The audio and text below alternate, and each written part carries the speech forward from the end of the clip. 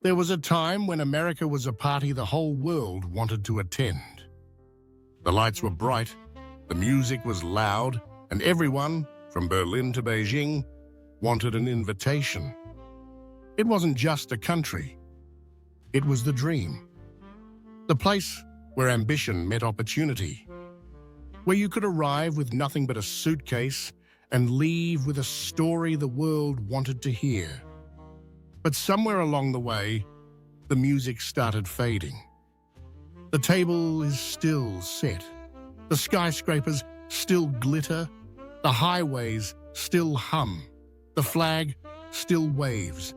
Yet the chairs, says he, are gradually emptying.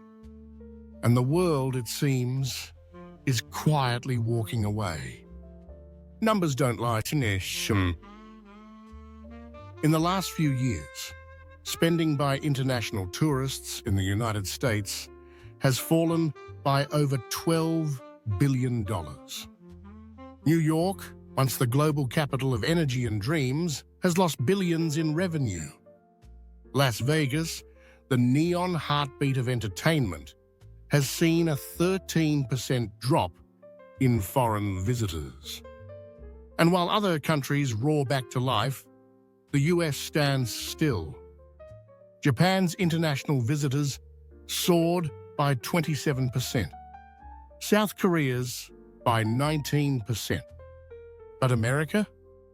It fell by nearly 8%. It's the only developed country where the number of international arrivals decreased. The numbers don't just tell an economic story. They tell a story of confidence. Because when fewer people choose to visit you, they're saying something deeper. They're saying they no longer see you as the dream. The meaning behind the plane ticket. A plane ticket isn't just a travel document, it's a vote. When a family in Tokyo spends thousands to visit Los Angeles, they're not just buying hotel rooms and Disneyland passes. They're buying a feeling. The idea that here, anything is possible. That this land still stands for freedom, innovation, and endless possibility. But what happens when that same family decides to go to Toronto instead of California? When students from Berlin choose Seoul over San Francisco, they're not just changing destinations, they're changing beliefs. Because every tourist is more than a customer. They're a witness. Every selfie in Times Square, every photo at the Grand Canyon used to mean something. It meant the American story was still being told. And when those check-ins fade, the story starts to fade with them. The future has new addresses. For decades, the world came to America to see the future. Silicon Valley was the laboratory of progress. Wall Street was the engine of capitalism. Hollywood was the dream factory. But the world still wants to see the future. They're just finding it somewhere else. The most ambitious entrepreneurs are flying to Singapore. Tech creators are setting up in Seoul. Investors are crowding Dubai and Berlin. The stage lights are still on in America, but the audience is slowly leaving for other theaters.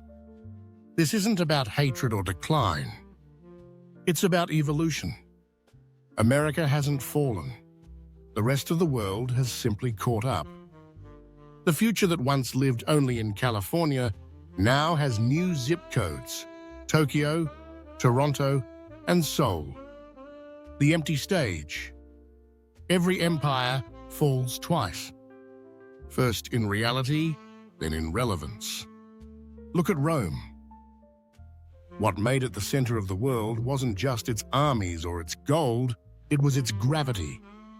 All roads led to Rome because everyone wanted to go there. Scholars, traders, pilgrims, they came because Rome represented the heart of civilization. America had that same gravity. For decades, all roads led here. But the roads are quieter now.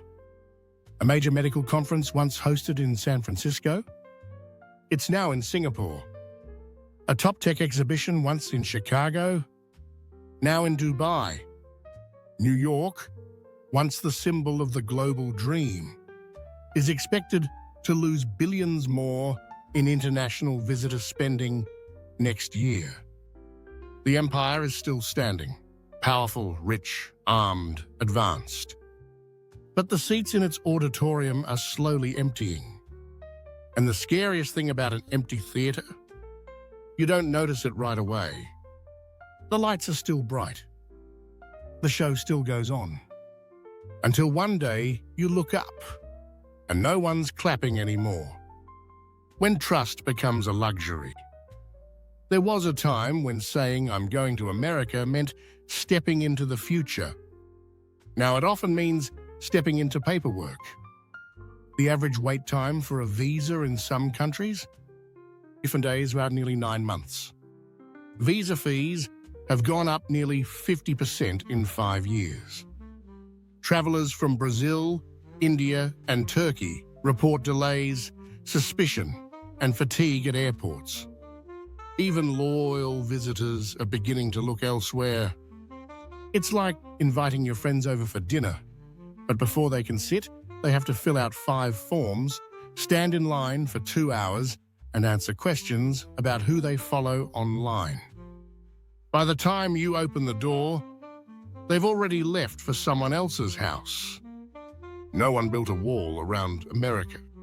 America built it itself, layer by layer, form by form, rule by rule.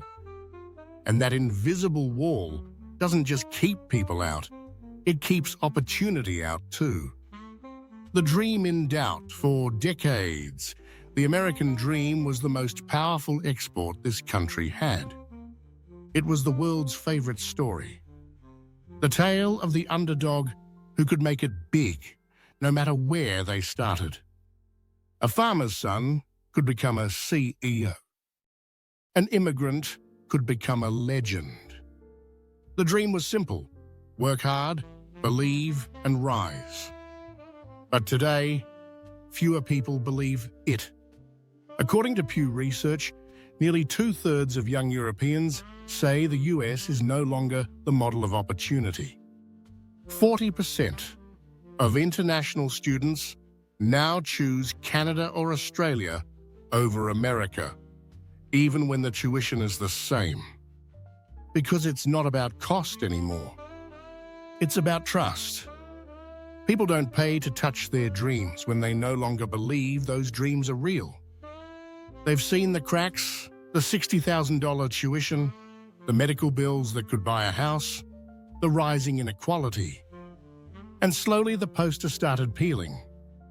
The dream that once inspired the world began to look like a movie with a disappointing ending. The story didn't stop, it just stopped selling. 7. The invisible wall of bureaucracy. The US used to pride itself on openness. Now the experience of visiting often feels like a test of endurance. Travel agencies report that up to 30% of planned tours to the US are cancelled, simply because the process is too complex. Nearly half of surveyed travelers say they skip America altogether. Not because they don't want to go, but because getting there is too exhausting. No one hates America.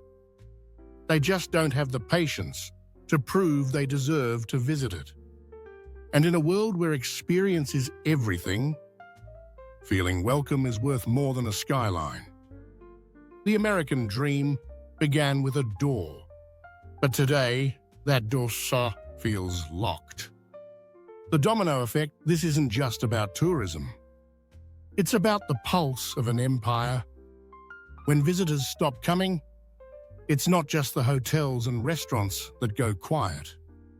It's the universities, the startups, the cultural exchange programs. Every unbooked flight is an untold story.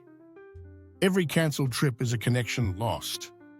If this trend continues, America could lose over 1 million jobs in industries linked to global travel. Over 300 billion in potential spending gone. Cities like Los Angeles, New York, and Orlando, which once thrived on global tourism, could see deep cuts in service taxes, investments, and jobs. But the real loss isn't economic. It's emotional. Because tourism is trust. When people visit, they're not just spending, they're believing.